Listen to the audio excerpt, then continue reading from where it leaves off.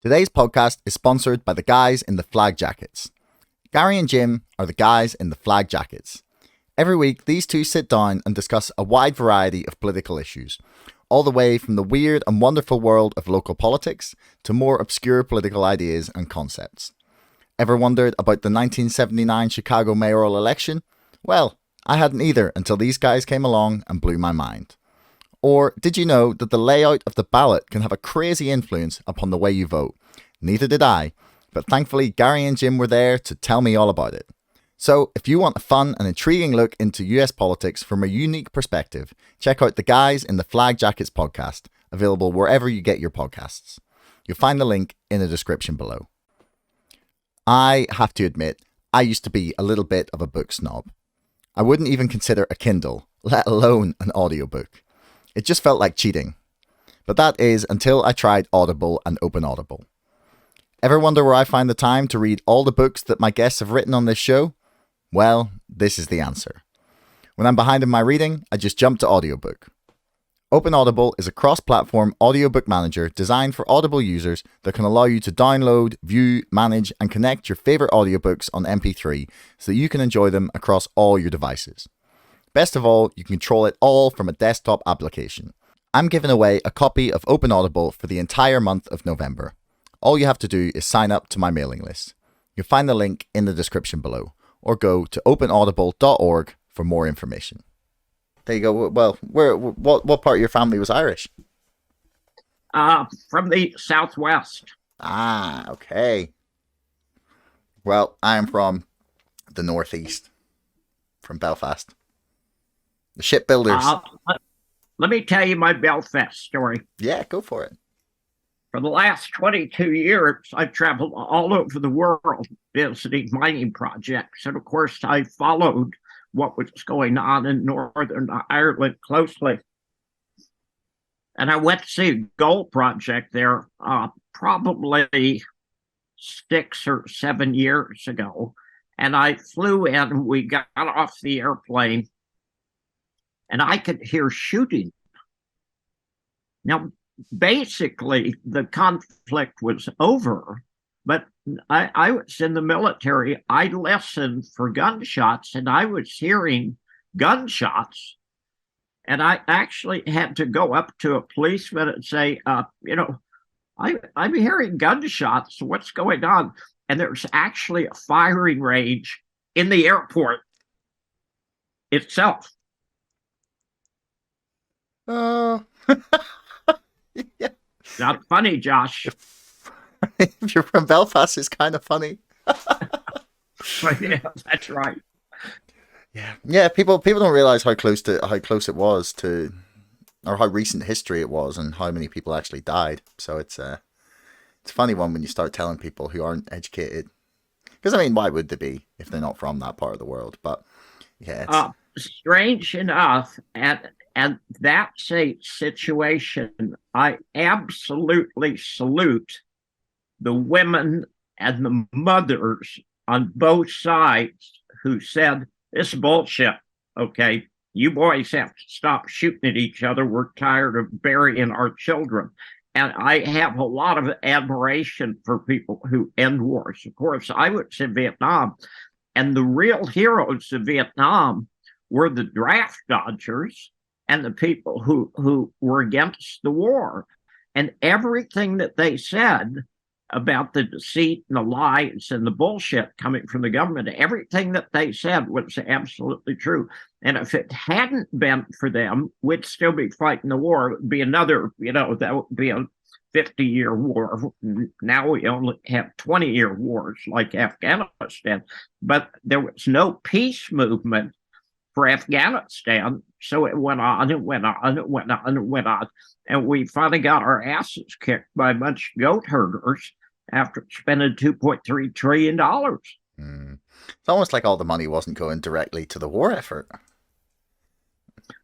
There's so much of it being recycled. Okay. I mean, I will give Zelensky credit. He's big on recycling. And for FTX to be collecting donations for Ukraine and shoveling money to Ukraine, and Ukraine putting money into FTX, and FTX paying to the Democrats. And I'm just going, how much more corrupt could you possibly get? Yeah, and the other interesting bit is it wasn't just the Democrats taking. They were taking more money as far as I've seen, but like there were some Republicans taking FTX money too. No, that was chump change. I mean, it's like $40,000 for a Republican, and $2 million for a Democrat. I don't deny that the Republicans took money, but that was a giant money laundering scheme. Yes. And today's the 30th. He was supposed to speak at some deal in New York City. Yeah, it was a New York Times thing. I wonder if that went ahead, actually. Let's have a little look and see if that actually happened. Anyway, while I'm looking this up, to be in handcuffs is just, how do you do that? I have absolutely no idea. That's the craziest thing, especially when you look at like the things other people have been arrested for in terms of financial dealings over the past, like there was like single moms donating to the Canadian truckers getting arrested, and he is fine. Like, how about Martha Stewart? Okay, do you remember what Martha Stewart went to jail for? Was like falsely declaring. She failed to declare like some investment she had. I think wasn't that it? She had been given inside information, and she sold on that, and she lied about it. Okay, now on a scale of 1 to 1,000, that's about a 2. Okay, but FTX was fraud from the get-go. And it's caused something like $32 billion worth of damages already. And there's going to be a knock-on effect. I mean, we can get into Bitcoin and all that bullshit. But we live in interesting times where you could steal $32 billion and get away with it. Yes, apparently. Anyway, so just like I started rolling here, and then we got going. So just to provide a little bit of context for people who are listening, this is Bob Moriarty. Thanks for joining me, Bob. You were founder of 321gold.com. You've been running it for 22 years. Former Marine, fighter pilot from you were in Vietnam, and I believe on one of the other interviews you said you gave me a fantastic intro. I thought would work very well. You said that the world is going to change more in the next year or two than it has in the last 50. So I was thinking we could kick off there. Like, why do you think that is the case? Well, here's what's strange. It already has. Okay. No one has discussed the magnitude of the war in Ukraine, but that is a game changer.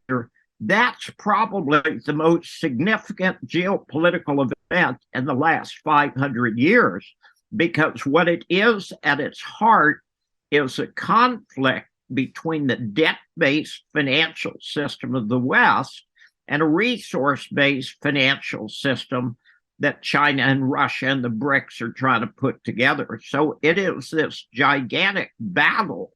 But from a strictly military point of view, I have read credible reports that have been something in excess of 200,000 Ukrainian soldiers killed. In Vietnam, there were only 58,000 Americans, and there were only 2 million Vietnamese killed. So 200,000 Ukrainians killed. That is a big war for Ukraine. And of course, it's the biggest war in Europe since World War II. I wonder what the population of Ukraine is. 40 million. 41 million. So 200,000 out of 41 million. That is not an insignificant number of people. Wait a minute. You just, I'm going to make a point. I'm going to prove a point. In my book, I say that ordinary people using facts and logic can come to conclusions. They don't need to be told what to think or how to think. Now, You've got a better number than I did. I hit 40 million because I knew it was about 40 million. Let's accept it's 41 million. 70% of Kiev right now has no power. 50% of Kiev has no water. Winter is approaching. What is the population of Ukraine going to be 6 months from now? Yeah, that's it's a terrifying prospect. I mean, I know quite a No, lot no, of. no, no. That's not a rhetorical question. That's a serious question. I want you to think about it. What are those 41 million people going to do? Well, they're going to leave. A lot of them Thank have. you. Bingo. Okay. There are going to be something like 15 to 20 million refugees. Where do you think they're going to go? Well, a lot of them have already gone to Poland. I think Poland have taken like 3 million, something like that. I was in Warsaw recently. Some people were telling me about it. So Yeah, I didn't but I realize mean, how many they'd taken already.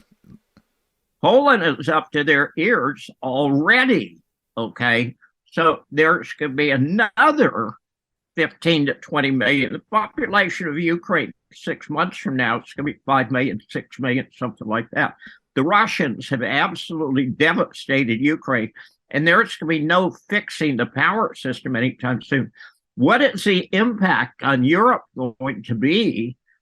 Try to feed and clothe and take care of 15 or 20 million Ukrainians, and that is going to be catastrophic. And the strange thing is, nobody's talking about it. No, I haven't heard anyone mention this actually. So it's infrastructure. It's not that they lack the power or the the electric or the gas. It's literally that the infrastructure's been blown to shreds. Yes. Well, and the only thing I fault Putin for, he should have done that 6 months ago. Putin is a lawyer and he's a very intelligent guy, and he fought the war strictly according to international law. Wars are really ugly. And the worst thing you can do in a war is to prolong the war. So the sooner you get in and convince your enemy that they need to change their mind, the better it is for everybody. And he should have destroyed the power in Ukraine in the first 2 weeks. He had all the resources to do it. And he was being a nice guy and he was avoiding shooting at civilian targets. It's a war. Okay. End the war as fast as you can. You've got to convince the other guy to change his mind. And Zelensky's sitting there, coked up to the hill, saying, they're never going to give an inch of ground. What do you mean you're not going to give an inch of ground? You've already lost to Donbass, you blithering fool. But I would say that Boris Johnson and Zelensky have the blood of probably 200,000 Ukrainians on their hand. And that is a terrible tragedy. I fault the Ukrainians in the United States for starting the war in the first place, but it has been devastating to Ukraine. And the sooner they come to the table, the sooner they sober up and say, we lost this war 8 months ago, the better off everybody's going to be. Those 15 or 20 million refugees, that's a giant problem. I'll say candidly, I don't think that Europe can cope with that. It's going to be a problem. I mean, we saw how they coped with the migrant crisis in 2012-13. So, and that didn't exactly go well for them. There was a lot of fighting, a lot of human life lost unnecessarily, probably. But I know there's going to be people listening to this saying, well, this is Russia's fault. They shouldn't have invaded. Like there was no need. That there was, that they started this war, right? And to say that the lives or the blood of 200,000 Ukrainians rests on the shoulders of, or on the hands of Boris Johnson and Vladimir Zelensky, that would seem like a slightly outrageous statement to perhaps some people who maybe haven't been paying as close attention to it as you. So why, in a nutshell, would you say that they are responsible for these deaths? Okay, that's an excellent question. Let me give you a little history. At the end of World War II, the United States looked at the Soviet Union as a potential competitor. And even though nominally we were supposed to be allies with Soviet Union, in fact, the United States was setting up to literally attack Russia. George Patton wanted to continue to the east. Okay. Very few people are aware of that, but Patton wanted to, once he got through with the Germans, he wanted to go through with the Russians. But what people don't realize is the Russians killed 90% of the Germans who died in combat during World War II were killed by the Russians and the Soviet Union. One of the things that's interesting is that the biggest war crimes took place on the Eastern Front, and there were at least 100,000 Jews and Poles and Russians murdered in cold blood by the Nazis. What nobody mentions today is they weren't German Nazis, they were Ukrainian Nazis. When Germany marched into Ukraine, they were welcomed with open arms by the Ukrainians who hate the Russians. So at the end of World War II, there were some terrible war crimes that had been committed by the Ukrainian Nazis, and there was not a single Ukrainian Nazi charged with war crimes. There has effectively been a war going on by the United States against USSR, first of all, and then Russia now, since then. Now let's fast forward to 2014. Victoria Nuland and the United States and the CIA sponsored a coup d'etat, and they overthrew the democratically elected government of Ukraine, which favored Russia. But because they favored Russia, the United States was against them. So the United States and Victoria Nuland, you can go to YouTube and find it. Victoria Nuland brags about the United States having spent $5 billion to bring democracy to Ukraine. Well, a lot of the $5 billion ended up in the oligarchs' hands and in Zelensky's hands. After the coup d'etat and after the murder of 44 people in Odessa in the trade unions building by the Nazis, and these are very real Nazis, these aren't neo-Nazis, these are real Nazis, Donbass voted in an independent election and said, we don't want to be part of that government. And they actually went to the Russians and said, we would like to join Russia because we are Russians. And Putin and the Russians said, no, you're Ukrainian, okay, and you could be independent of the government, but you're still Ukrainian. Now, Putin did seize Crimea, but Crimea's been part of Russia since 1783. The election in 2014 in Donbass was internationally supervised, and something above 90% of the people voted to have independence from the illegal Ukrainian government. So there were two governments involved. There was the illegal Ukrainian government, and then there was democracy in Donbass. And of course, nobody in the United States or the CIA or NATO is going to admit it was a democratic election, and they said, we don't want to be part of the thugs.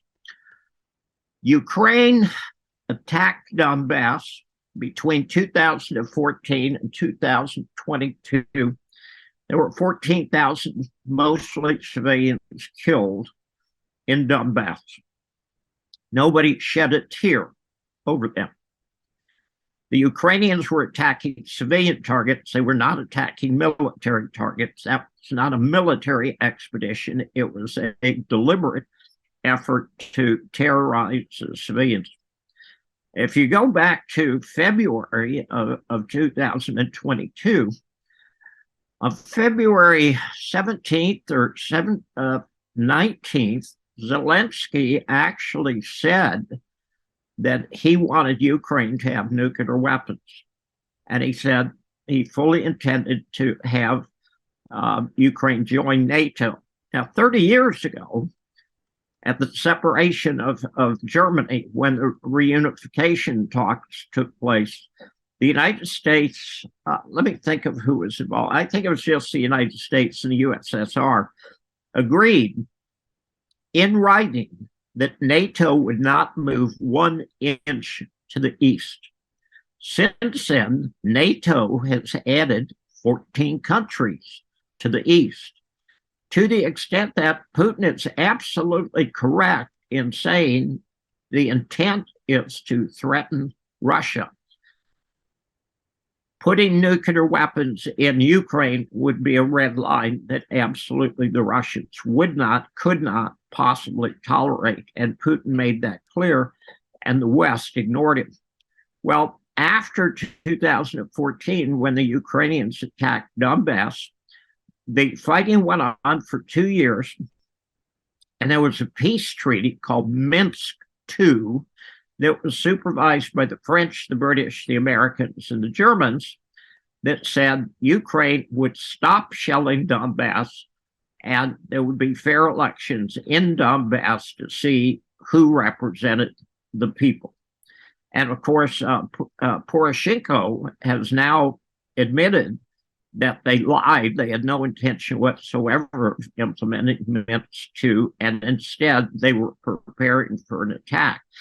And nobody says this because it wasn't in the mainstream media, but Ukraine had 100,000 troops on the border of Donbass, and they were going to invade Donbass about March 10th. So instead of this being an aggressive move by Putin, it was actually self-defense on the part of Putin. The aggression was on the part of the US, NATO, and Ukraine. The war actually ended from a military point of view in the first week. When you gain air control over a territory, you control that territory. It should have ended in March, and Boris Johnson went to Kiev, talked to Zelensky, and said, we're going to give you all the weapons you want, and we're quite willing to fight to the last drop of Ukrainian blood. And since Zelensky's former occupation was a comedian, and who has made over $1 billion raping the people of Ukraine, Zelensky said, fine, you keep shipping weapons and we'll keep shipping troops and burying them when they get killed by the Russians. I believe the kill ratio is 8 or 10 to 1. The Russians have always been winning this thing. They're going to win it. It literally is a question of life or death for the Russians. They cannot have a nuclear-armed Ukraine next door, period.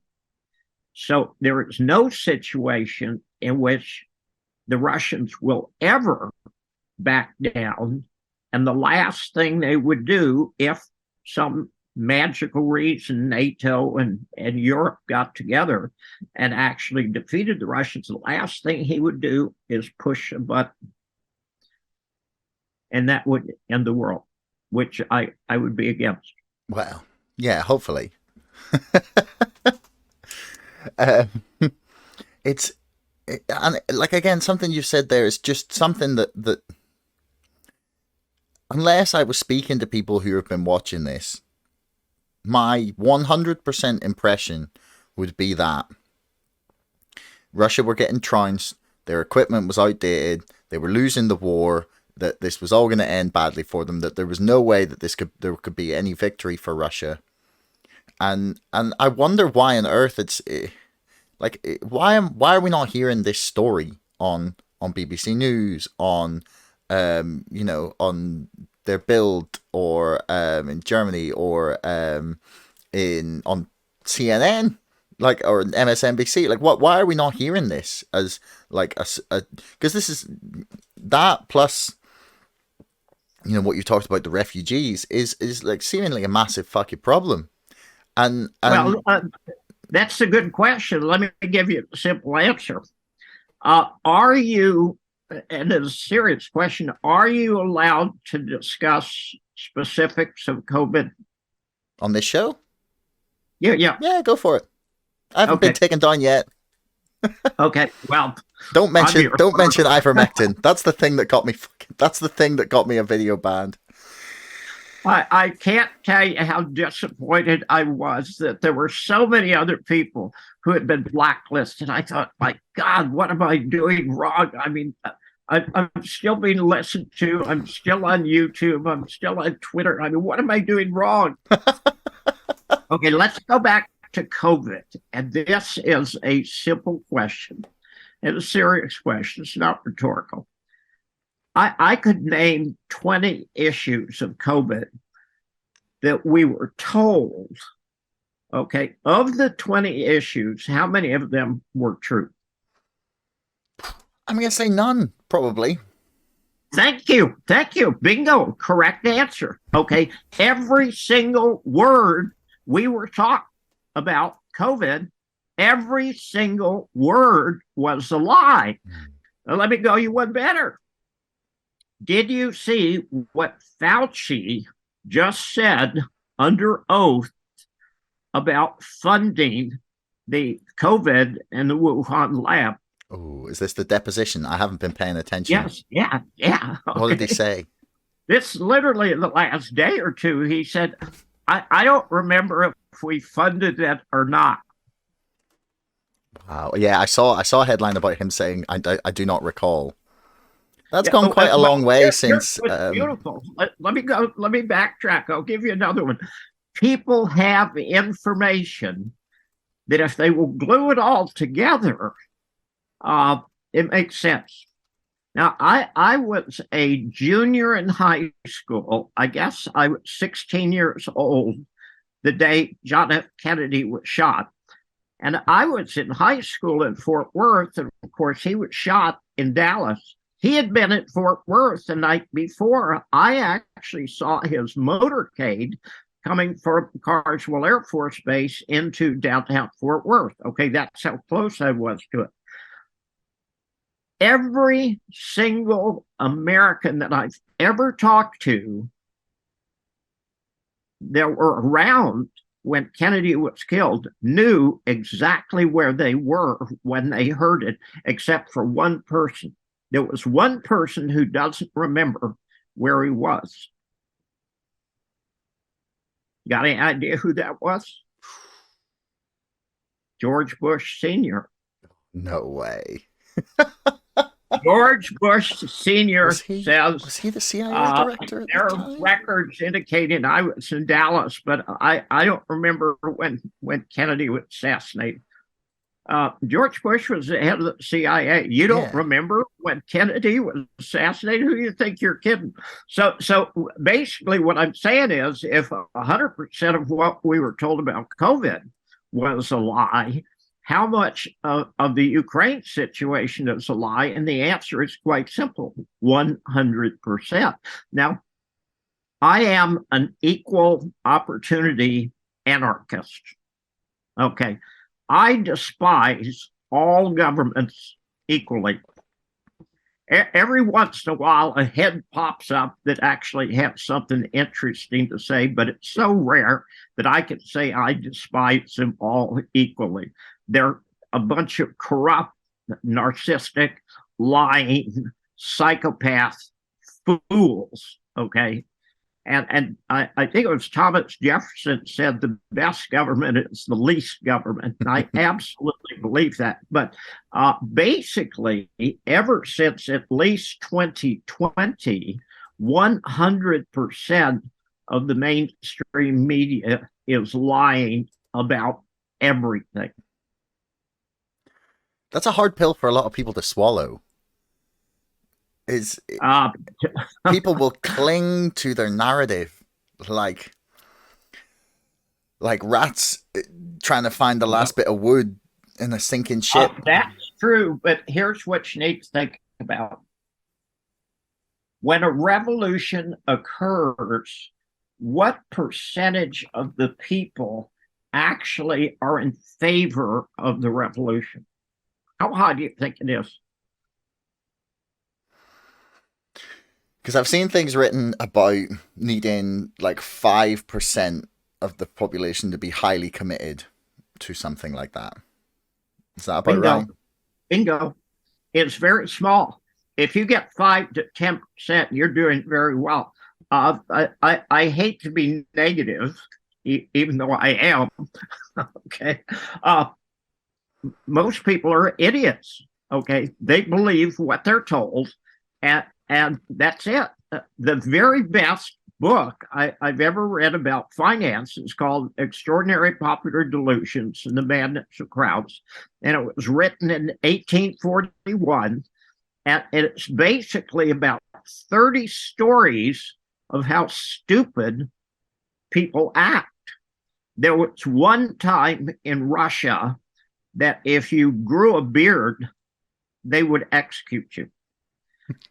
The next time they had an emperor change, if you didn't grow a beard, they would execute you. But when you go back, when you read this book and you read stupidity of the tulip bulb craze and stupidity of this and the stupidity of this and stupidity of this, you realize, people are really dumber than bricks.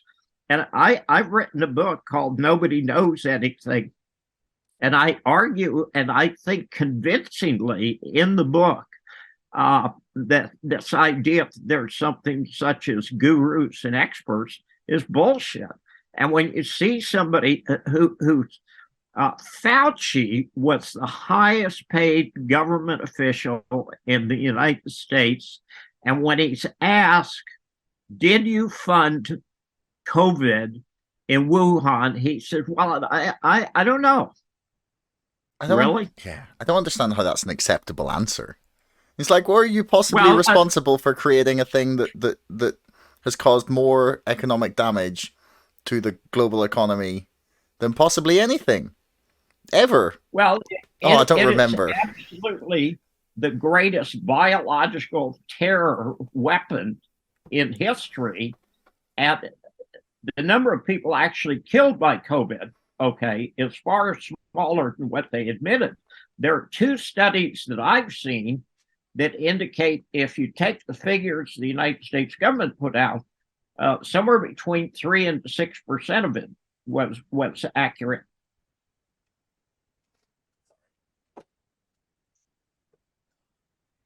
The cat.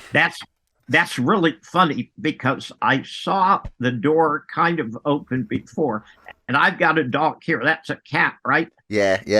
I've got a dog here, and the dog sits here and nuzzles my leg while we're talking. No, the cat just gets frustrated if he can't get in and out the door. He doesn't necessarily need to be in here.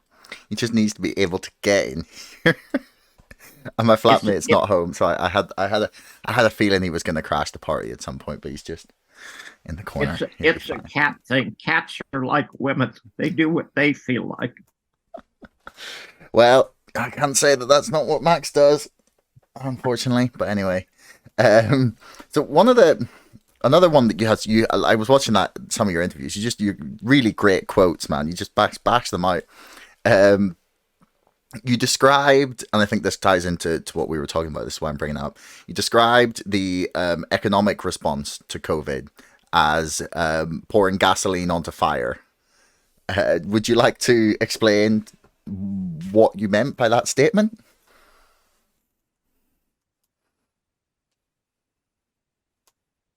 Inflation comes from printing money.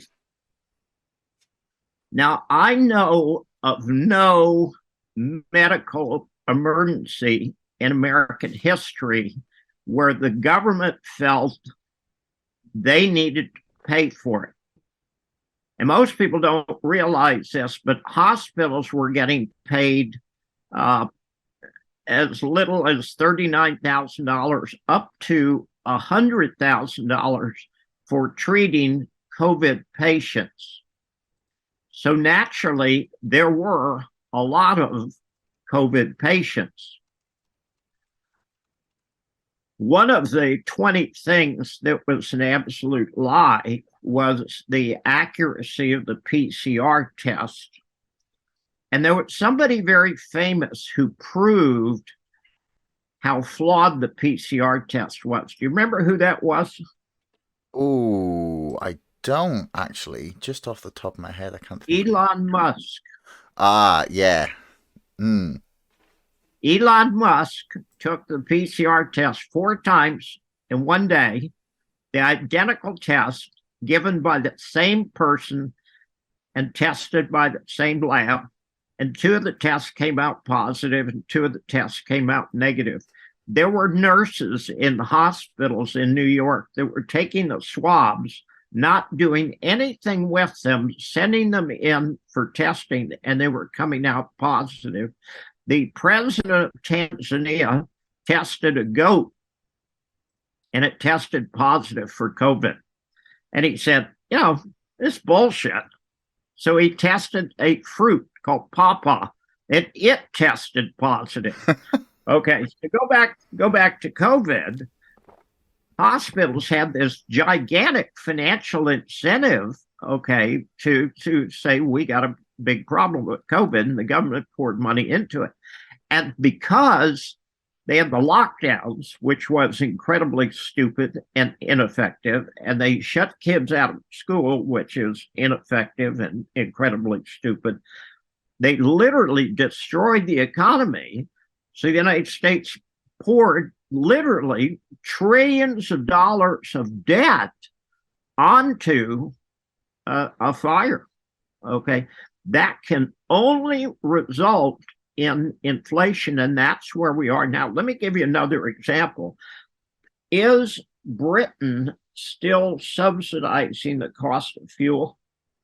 I believe so at the minute, yeah. Okay. Who pays that?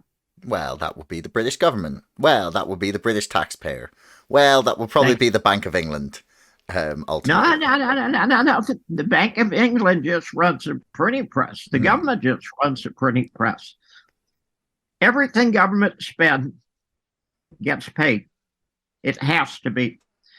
It gets paid either in taxes or inflation or in default. Since taxpayers don't like taxes going up, they put up with inflation. And what really should happen is we should write the debt off entirely. But this idea that the government can subsidize increased costs is bullshit. Okay, you're taking money out of your right-hand pocket and putting it in your left-hand pocket. The taxpayers are going to pay for it one way or another. And the devastation of the sanctions on Europe, I cannot stress how stupid and short-sighted that was. And it is going to destroy the EU, which was already shaky, because they're just pumping money into a corpse.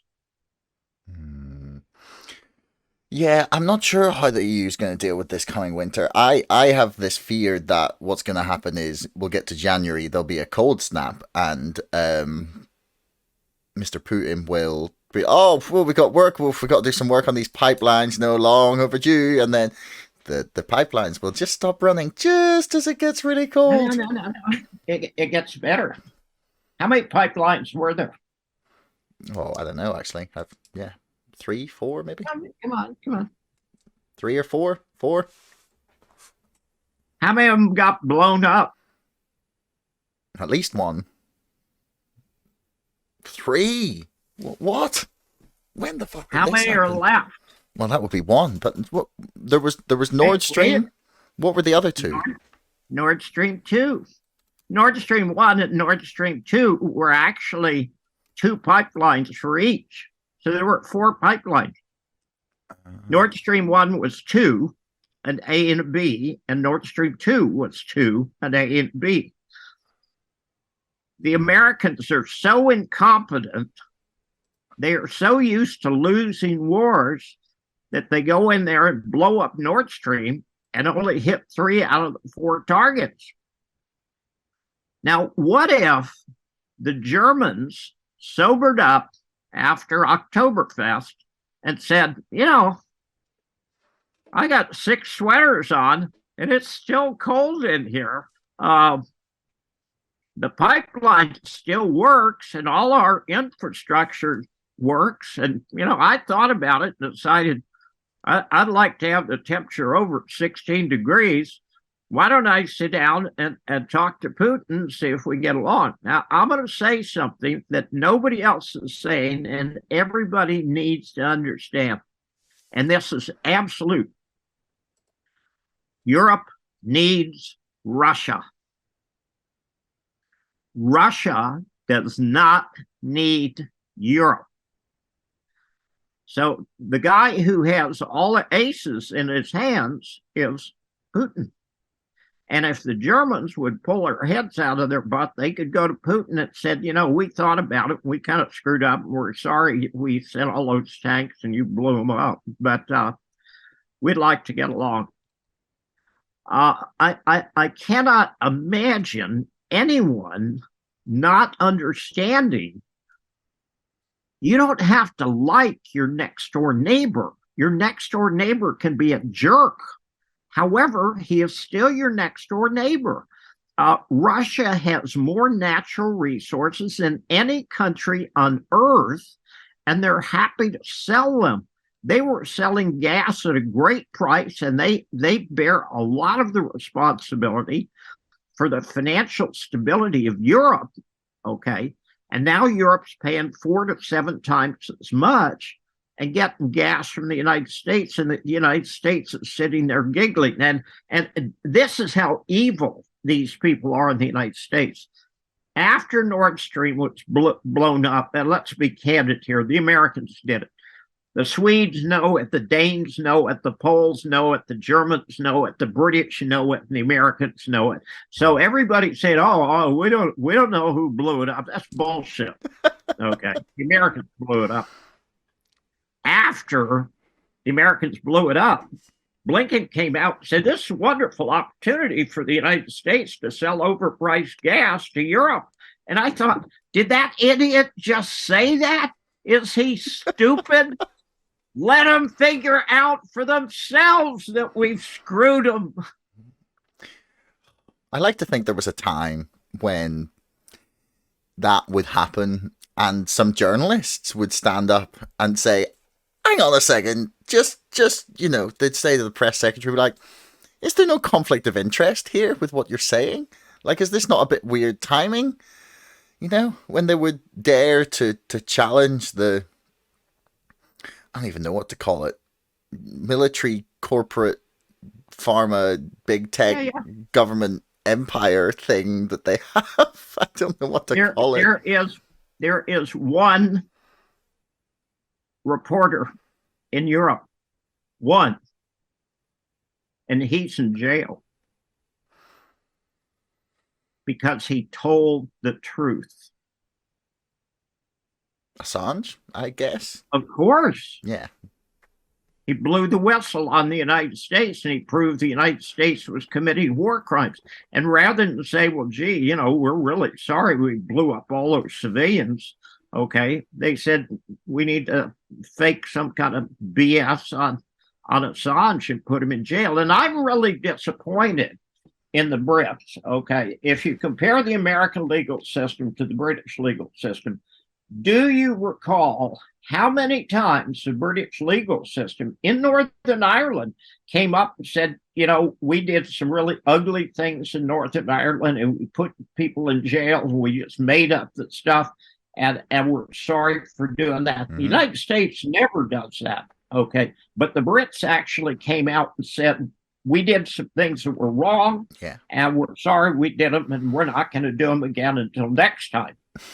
But they at least admitted it. But for them to keep Assange in what is effectively a concentration camp on total nonsense charges is a reflection on every taxpayer in Britain.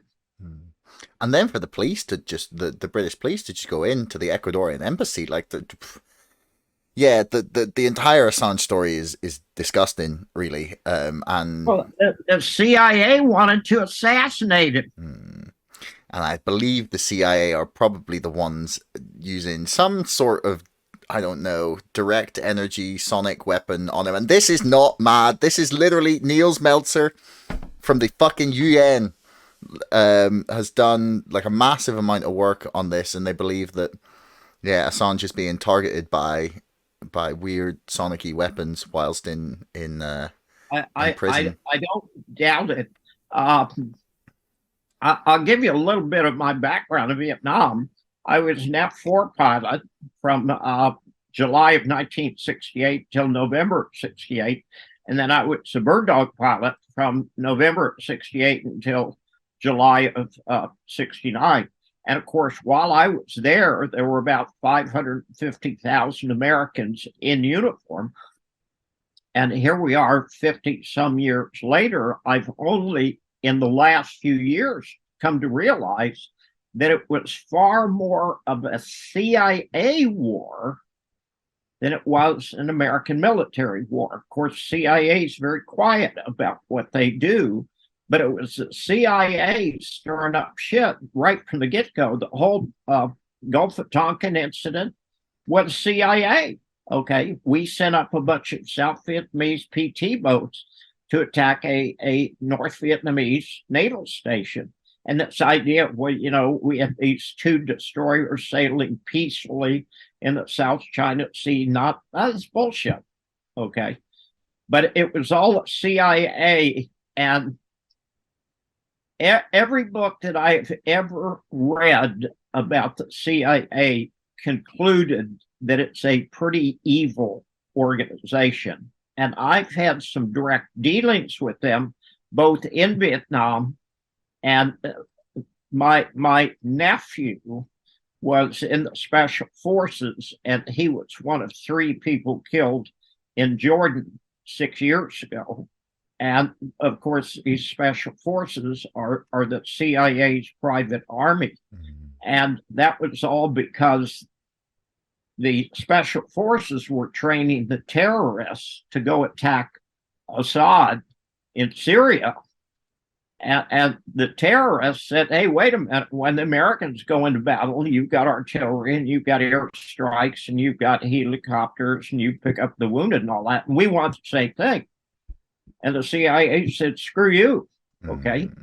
You got paid, you got weapons. What else do you want? So the king of Jordan literally had one of his tribesmen murder 3 out of 4 special forces people, including my nephew. And I will never forgive or forget. Yeah, I mean, I can't blame you at all. I'd be similarly furious, I guess. And the CIA, every single person I talk to, there's no one I talk to go, no, they're fine. It's a totally, they're good guys, There's no one that says that. Harry Truman started the CIA in 1947. And by 1950, he said if he had known that it was going to turn into the way it turned into, he would have never formed them in the first place. They are a rogue organization, utterly out of control. And we've got it. The FBI is out of control. The Department of Justice is out of control. The CIA is out of control. NSA is totally out of control. Mm-hmm.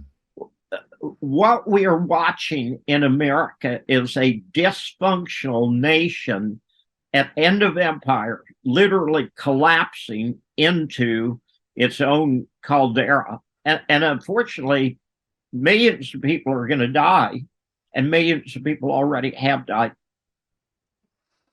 Yeah, I mean, I still retain hope that there may be a change that doesn't lead to massive amounts of death, because revolutions are messy, and every single time that table gets flipped, it's almost always the crazy people end up in charge. The most extreme, murderous, committed in both senses, people, they're the ones that have the they believe so deeply in their cause that they will die for it, and that's the reason that they end up in the positions of power when everything gets, when it's just chaos. The most committed and most possibly ideologically driven, but I mean, you could give them any reason to go, but it's always the crazy people that end up in charge, right? And that always ends with some sort of horrible dictatorship that was worse than what became before, unless we get very lucky, right? And I don't want to roll those dice.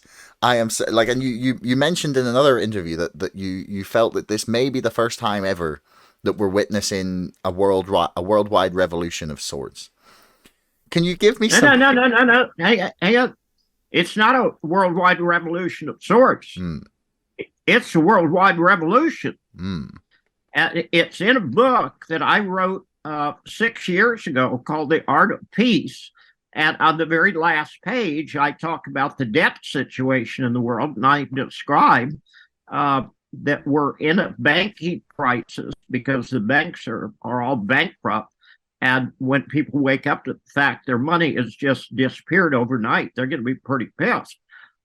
We're in that revolution now. You were talking about Brazil earlier. There's a lot of protests going on in Brazil, but there are protests going on in something like 36 nations in the world.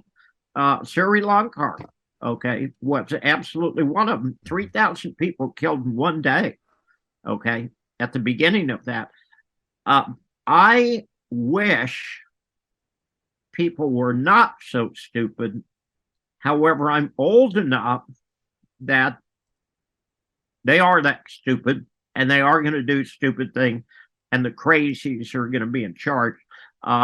If you go back to the book, The Fourth Turning, written about 20 years ago, the authors of that book say sometime starting around 2005, you're going to go into the fourth turning, and you've got a chance of going into total totalitarianism or people opting for freedom. And I believe that we're seeing that now. The premier of Alberta province in Canada was just elected. She came out and she said, look, everything the province did about COVID, was wrong. And I apologize. And we made a mistake. And we're going to try to make up for it. Wow. Trudeau, who is a blithering idiot of the first class, Trudeau just came out a couple of days ago and said he totally supports the people in China fighting against the COVID restrictions of the Chinese government. This is the same guy that was stealing bank accounts from people who donated as little as $50, okay, who didn't have the guts to go out and talk to the Canadian truck drivers, but he supports the protesters in China. I mean, how could you be more hypocritical than that? I have no idea. Like, but honestly, I look at things like that, and I'm just, are you just saying these things? Like, are you just reading a script? Do you even know what you're gonna say before you walk out and see it on the teleprompter? Like, is it that, like, because people this debate comes up, like these sorts of hypocritical things come up all the time. Like, I remember watching Kamala Harris talk about how committed the U.S. government, the Democrats were to, they were committed to ensuring that the government never had control over your body, that your, personal medical decisions were going to be your choice. And I was like, am I living? Is this like Berenstain Bears, like Mandela effect here? Like, because I swear, 6 months ago, you didn't think like this. 6 months ago, someone who suggested that was a terrorist. Like, what are they doing? Is it just gaslighting? Is this just the you can't break the facade? I want you to wait for 1 minute. I've got to run downstairs and I've got to pick up a book I want to show you. Okay. Well, while you're doing that, I've pulled up this thing for people to have a look at. It's the live stream that I did with Greg Foss. So I'm gonna pull up some of the footage that I had on during it. There was the truckers, there was the people partying. These are the people that were arrested for doing the same thing as people in China are currently doing. They were told, no, no, no, you cannot possibly protest this. You are terrorists and Nazis and awful people. And that's not what I was seeing.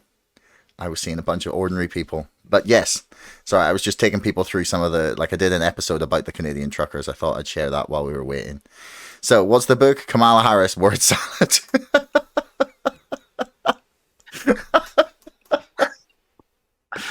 I put together about 40 of her quotes. And when you read all 40 of them, you can conclude that is one truly stupid woman. I came out with that about a month ago. I did 10 books total. And that was really funny to do. I'm reading this saying, did she really say that? She was doing an interview. Of course, she's the czar for Biden, the border czar. She was doing a long interview. And the guy said, when are you going to go to the border? And she said, I've been to the border. And he said, no, you haven't. And she said, I haven't been to Europe either. I'm thinking, did she really say that? Okay. She lied, first of all. She got caught in the lie, and then she come back and, well, I'll just throw this out there. But I mean, it was a really funny book. It can be read in about 30 minutes, and you read all these incredibly stupid comments. It's like, my God, do we have a bunch of blithering idiots running the world? And the answer is, yeah, we really do. Yeah, slightly depressing. I remember getting told, it's the people that work hard. They're the ones that get somewhere, You believe in Santa Claus and the Easter Bunny too? The Tooth Fairy? Well, I still believe you work hard, you'll get your reward, but I don't believe that the people who are in the positions of power have worked hard to get there. Or if they have worked hard in a way that people would consider to perhaps be immoral. I have read some serious discussions that concludes like 95% of politicians are sociopaths. They will lie, cheat, and steal just to advance themselves. And we've got an interesting situation in the world today where the concentration of wealth is greater than it's ever been in history. And one of the things that I discuss, and I don't think anybody else discusses, the stability of a nation is based on the size of the middle class. What's that book? I was trying to find, there was a book, and it's called The Squeeze. Basically, it argues that the countries with the least amount of inequality from top to bottom are the most stable. Which is... I tried to bring this up to someone, right? This idea, this actual idea. It was Professor David Edgerton. He's just written a book called The Rise and Fall of the British Empire. Historian, science and tech professor, like really smart, switched on, tuned in sort of guy. And I said, do you think, why are the people in power not concerned about this massive expansion of inequality? Because it's not, I am not in any way like some sort of UBI communist. Like, I still believe we should have the capitalist system that, worked in the 60s and 70s before it got horrendously corrupted. But I asked him, I was like, do you see it as a problem? And do the people in power not realize this problem where, like, a country is, I think they say, 3 meals from a revolution? And, like, there's so many countries in the Western world, in the developed world, who are pushing, like, the middle and lower classes closer and closer and closer to poverty. Like, Like in poverty is always a difficult metric because it's the government who calculates the figures. But there's like 14 million people in Britain in poverty. That's nearly a quarter of the population. And like if this keeps going, and most of this has been driven the last sort of 12 years with the fucking money printing, the quantitative easing. It's like, does no one at the top see this problem and go, no, they don't. They actually see it as an opportunity. The World Economic Forum. have they read about the French Revolution? Like, that's what happens. Well, the French Revolution took place because people couldn't afford food. But there's one thing that I'm going to tell you, you're close, but you're not quite there. How many societies have rich people? Well, all of them. Okay, how many societies have poor people? Well, all of them. All of them. Thank you. Okay. So the real key is not the rich and the poor, and it's not even the disparity between the two. The key is the size of the middle class. Now, the sanctions have put 60% of Germans into living paycheck to paycheck. Okay. We're destroying very stable societies because we're killing the middle class. Okay. And it is the size of the middle class. If in 1789, if the French middle class had been prosperous and lots of them, there wouldn't have been a revolution. Okay. But the revolutions take place when people can't afford to buy food. Now we're going to go there. We're going to be there. And in my book, okay, The Art of Peace, when I talk about the banking system, there's $300 trillion worth of debt in the world. It simply cannot be paid. Every economist ever born understands that, but nobody discusses it. We need to be saying, okay, what do we do about this debt and how do we prevent this from happening again? And, you know, we've got a president who says, I can't remember what the number is. It's pretty scary. It's like 30 million American college students have student debt. The total amount of debt is like $3 trillion. And he said, okay, we're going to forgive the debt. Well, first of all, they're not going to forgive the debt. What they're going to do is transfer the debt from the back of the person who borrowed the money onto the backs of taxpayers. So it's not forgiving the debt. But he comes out, the program just prior to the election says, okay, here's all this, here's this freebie we're going to give you. The Supreme Court comes in and says, by the way, that happens to be illegal. You can't do it. So he comes back and says, okay, well, we're going to do it a different way. There is no free lunch, period. Everything has to be earned and everything has to be paid for. And we need to stop thinking government is the solution, because in 100% of the situation, government is the problem. The guys who created the problem are not the guys who are going to come up with the solution. Well, we could get into the semantics of whether that's always the case. But in all of the cases that we've been discussing today, the government has been the one creating the problem. So it kind of, what you talked about there kind of brings me on to the last thing I want to ask you about. And I know we've run past the art, but I really would like to ask about this. It's about the basically, I've been, so another of your quotes.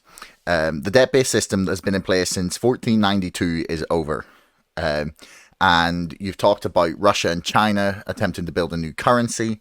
We've talked a little bit about quantitative easing and sort of this debasement of currency. We've talked about how a lot of these things are just sort of, if you looked at history, you would know that this is how it works. Like even the whole way back to the Romans, who debased their own currency by making it made of less and less and less gold. I learned that in another podcast with Luke Mikic. People can check that out if they want. But essentially, I wanted to know what you think is happening here with this system. So obviously, to your mind, the debt-based system is coming to an end, right?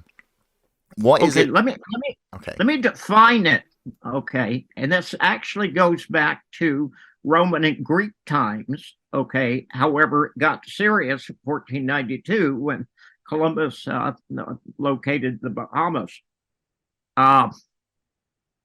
In a debt-based system, a person borrows money and puts up collateral. If they pay the money back, okay, they get their collateral back. If they don't pay the money back, the lender takes the collateral. Now, if you go back to Babylonian times, the same thing happened. Farmers would borrow money to plant their crops, and it would be a bad harvest, and they wouldn't make enough money, and they couldn't pay their debts. And the Babylonian king said, you know, if we kick the farmers off the fields, their fields, we're not going to have any food, and that's a bad idea. So they came up with the concept of a jubilee. Now, I said before, all debt gets paid. It gets paid either by the borrower or by the lender. That's a situation in which the kings realized it was bad for the society to take the property from the farmers. So every 50 years or so, there was a jubilee. Now, I personally, my opinion is that's what we should do today. Most people disagree with me, but that's okay too. What would that look like in the modern day? Do you mean just a debt jubilee, just generally? Just yeah. Debt? I mean, strange enough, I say write it all off and start all over again. There was a specific event. There was a decision by the French king, Louis XV, that bankrupted France. How good are you at history? Not bad. Okay. What was the decision? What did the King of France do that bankrupted France? I want to say went to war with the English, but that's probably not the right. No. You're really close. But how did he do it? I'm gonna say borrowed a lot of money in order to do it. No. Okay. He got involved in the American Revolutionary War, and the whole purpose was to the Brits. Okay. He didn't have to get involved in the war. There was nothing in it for France, but he was going to the Brits. They're doing the same thing still today. You know, it's a French thing. That was in 1776 through 1782. And by 1789, the king was totally, absolutely bankrupt. And people in Paris couldn't afford wheat. So there was a revolution. Literally all empires end when they get involved in military adventurism. Okay, and that's exactly what he was doing. Now, I lost track. What were we talking about? Help me out here. I was moving towards this, like this debt bit system is coming to an end. Like, what do you believe that Russia and China are building? Yeah. Here's the key. The debt-based system rewards what is called the renters. Okay. If you own a house and you rent it, you get the benefit of the debt-based system. The banks, obviously. But as long as there is interest charged on a loan, there is always more debt than there is money. So sooner or later, you have to have some kind of balancing the books, okay, which in Babylonian times they did with a jubilee. In a resource-based system, money has to have value. Now, literally, the French king spent all the gold and silver of France. Okay, so there was no more money for subsidies or giving wheat to people or anything else. I got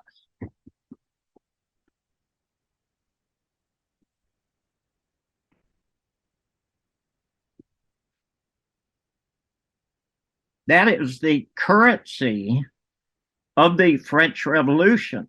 Okay, called an assignat.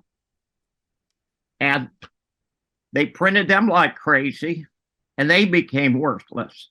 So in 1796, they printed something called the Mandat, M-A-N-D-A-T, and printed them like crazy, and they became worthless. And then in 1798, a French colonel staged an internal coup d'etat, and he went back to a silver-based system. You remember who that was?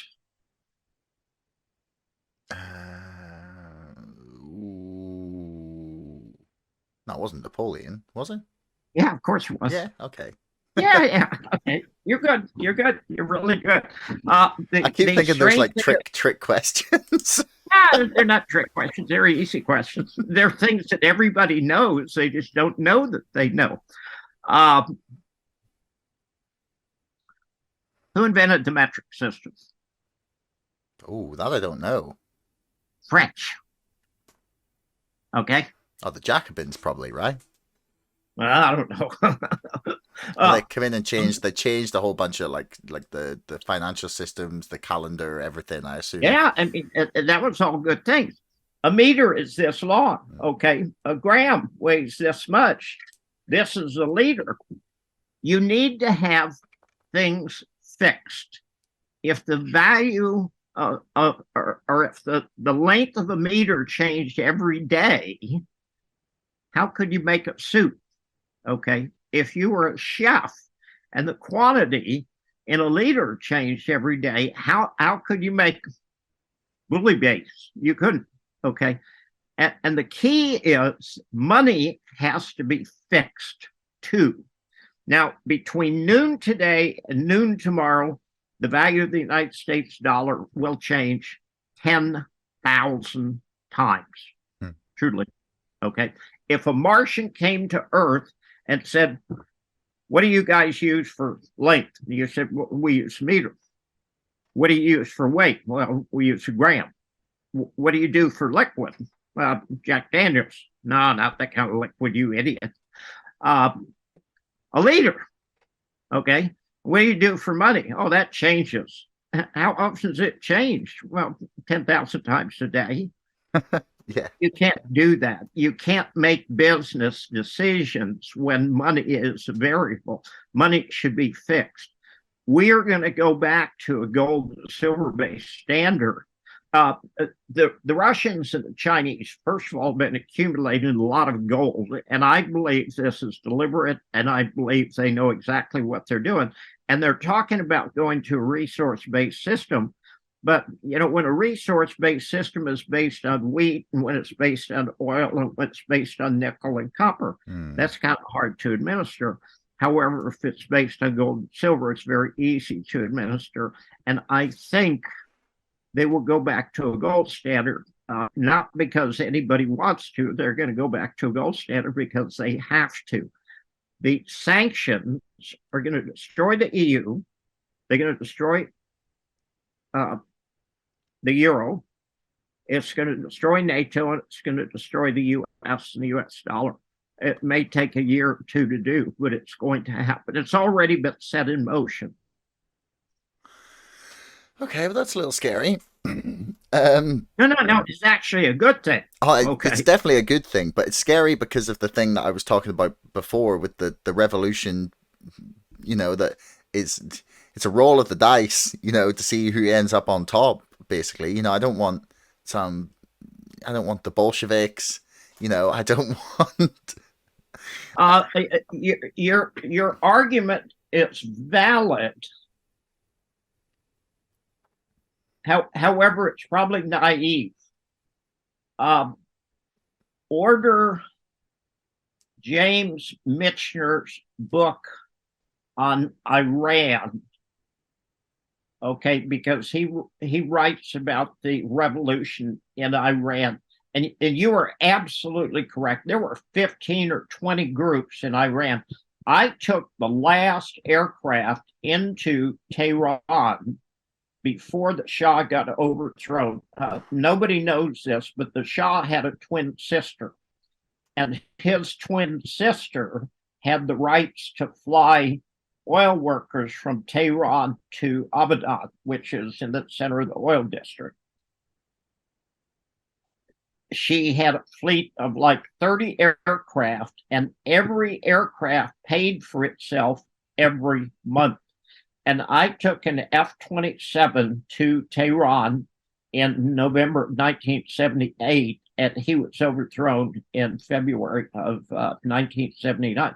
But if you read that book, you can realize, I mean, you are absolutely correct in saying it is terrifying, and the nutcases are in charge, but life's a bitch, then you die. Yeah, well, it's going to come to all of us, isn't it? Yeah. Well, I still have this naive hope that perhaps the right people will end up on top. You know, the fourth turn-in isn't the final turn-in. It's just the fourth turn-in of this cycle. The book was a very good book because they were absolutely accurate in their time frame, and everybody's aware the book calls for potentially a totalitarian government.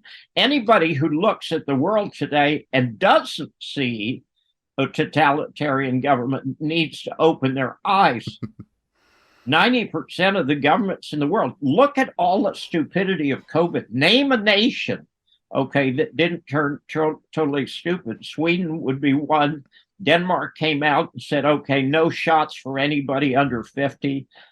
There are a few points of light. However, 196 countries in the world, and 194 of them were stupid. Yeah, that Texas secession's looking pretty good right about now.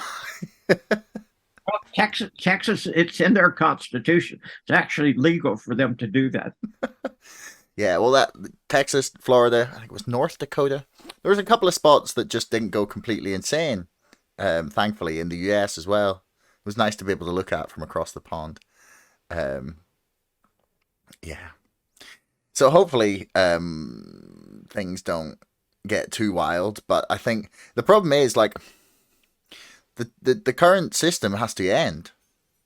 Like, and I mean that as a fundamental, like, for humanity to thrive and prosper in the way that I believe it is capable of.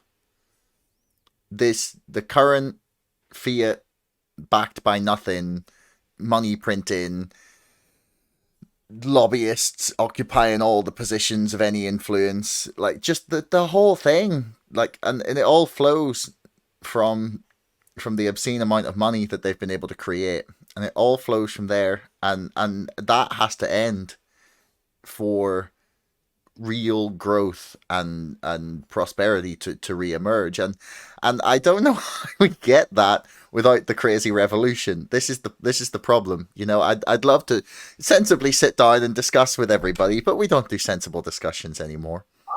Strange enough, and this is why I think the Russian-Ukraine thing is so important. Putin is a very smart guy. He's a very Soviet guy. He's very direct. His speeches are absolutely brilliant. I wrote the book about my time in the military called The Art of Peace. In 2015, Putin went to the UN and he spoke in October.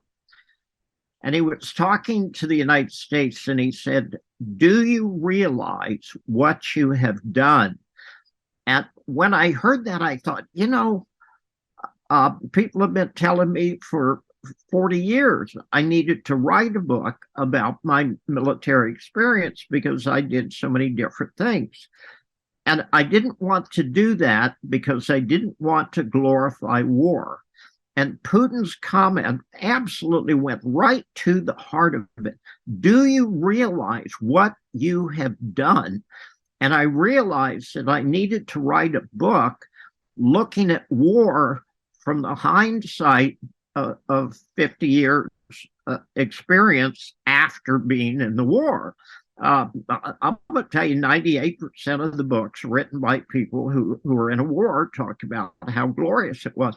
War's not glorious. There's nothing glorious about it. We were killing people who were not enemies of the United States. It was horrific what we did for Vietnam. And I've been back to Vietnam twice since then. And it's very prosperous, very nice country. It's wonderful, wonderful people. Yeah. It's got a communist government. Well, who gives a shit? Okay. It's so much better for the people than the government of the United States that we were wrong, and we need to admit we were wrong and stop doing that stupidity. Since 1945, the United States has been involved in 201 military adventures.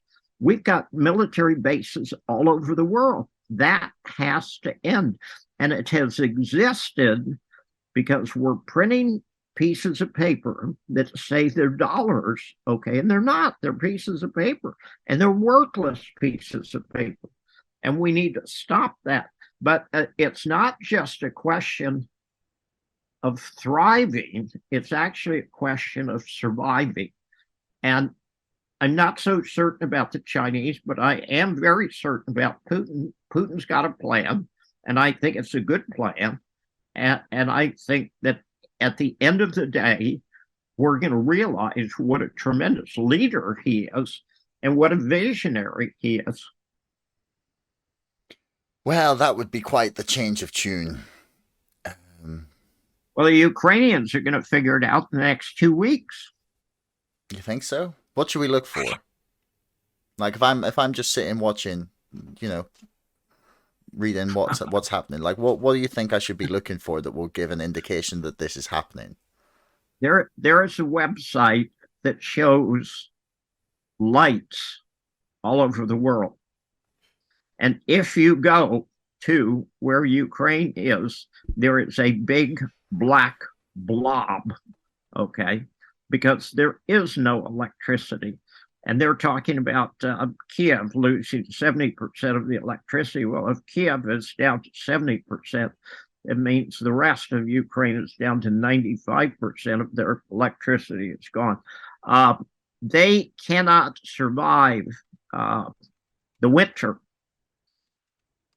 under the conditions that they're going to go through. And I wish this was not taking place, but Zelensky is a thief and a fool and a coke user, and Boris Johnson told him, keep fighting.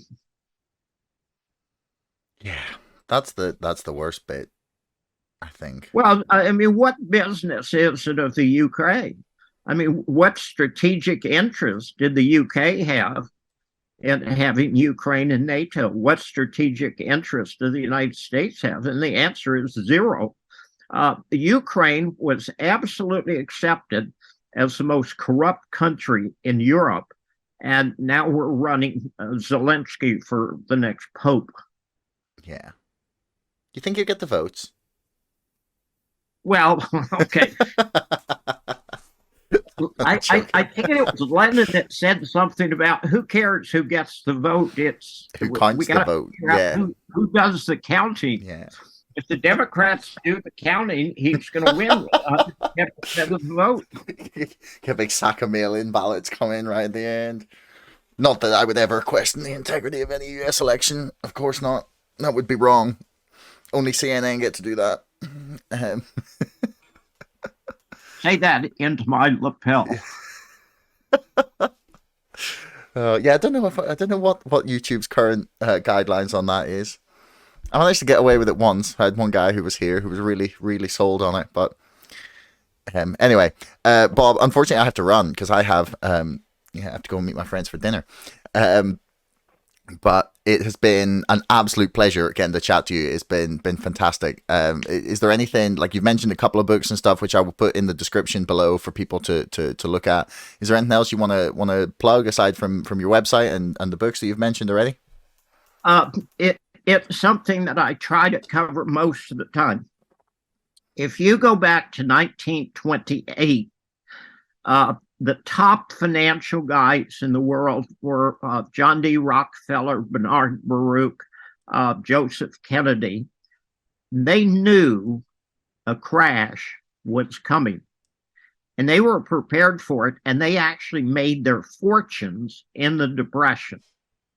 And the same thing is true now But the difference between 1929 and now is people have access to more information than they've ever had before in history. And it is incumbent on anyone who is actually seriously interested in their future, in the future of their family, their town, and their country and the world, to educate themselves. Now, I am not a guru. I am not an expert. I've just done a lot of different things and I got opinions about everything. But if they will educate themselves, the information is available, and they should absolutely do that. Do not listen to any one person and say, he's telling me the truth, because it's not necessarily true. Mm-hmm. So with that said, I've done about 10 different books, everything from short fiction to a book about war to several books about finance. And they're very good. People should go to Amazon, and if all you do is read the reviews, you will find something interesting, including Kamala Harris word salad. This book is so funny because you keep thinking, God, how does that woman become vice president of the United States? By being from the correct demographic groups, I believe, is the answer. Unfortunately, because there's many. I'm sure there's many talented left-wing women who would be brilliant at the job. She climbed every ring of the ladder to success on her knees.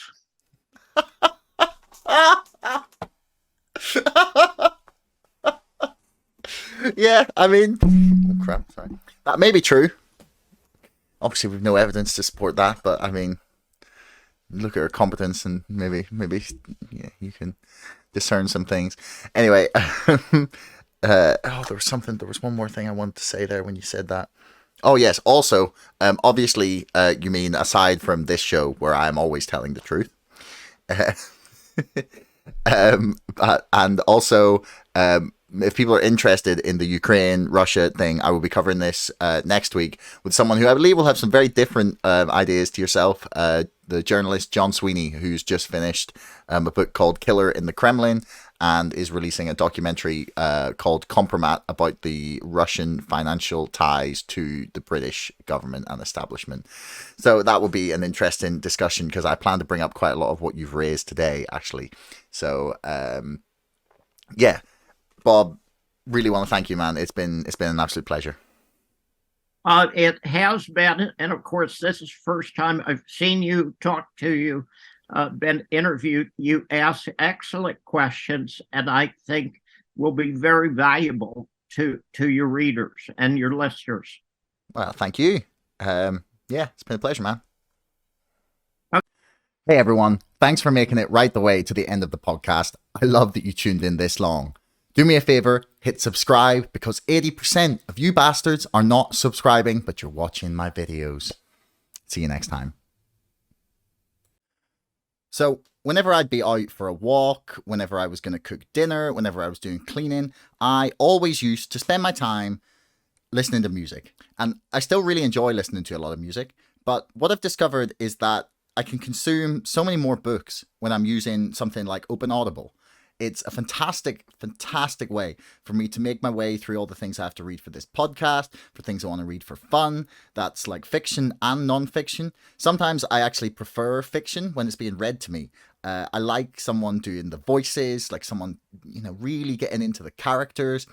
In the case of both fiction and non-fiction, it allows me to spend way more time visualizing what I'm reading, so I can think more about the ideas, I can think more about the scenes that people are trying to paint, and ultimately it just gives my brain more space to think because I'm not concentrating on the words in front of me or trying to stay focused on it. Instead, I can just sort of mindlessly get on with whatever task I'm doing and listening via Open Audible. Now, the reason Open Audible is great is because it allows me to do it straight from my desktop. I try to stay away from my phone as much as possible in order to sort of maximize my productivity, because it can be a very fast way to waste half an hour. Whereas if I just open my laptop and hit play on Open Audible, I can connect it to my Bluetooth speaker, and then I don't even have to go anywhere near my phone. Do you like free stuff? I'm sure you do. Well, I'm going to give away a free copy of Open Audible to one lucky person that signs up for my mailing list in the next month. Now, those of you who are already signed up, don't worry, you can be involved in the draw as well. Just give me a rating or review on Spotify, Apple, wherever you get your podcasts, and post it on Twitter, send it to me via email, respond to something I've posted on YouTube. Somewhere you can prove you've got a screenshot and I will enter you in the draw. I have to admit, I used to be a little bit of a book snob. I wouldn't even consider a Kindle, let alone an audiobook. It just felt like cheating. But that is until I tried Audible and Open Audible. Ever wonder where I find the time to read all the books that my guests have written on this show? Well, this is the answer. When I'm behind in my reading, I just jump to audiobook. Open Audible is a cross-platform audiobook manager designed for Audible users that can allow you to download, view, manage, and connect your favorite audiobooks on MP3 so that you can enjoy them across all your devices. Best of all, you can control it all from a desktop application. I'm giving away a copy of Open Audible for the entire month of November. All you have to do is sign up to my mailing list. You'll find the link in the description below, or go to openaudible.org for more information.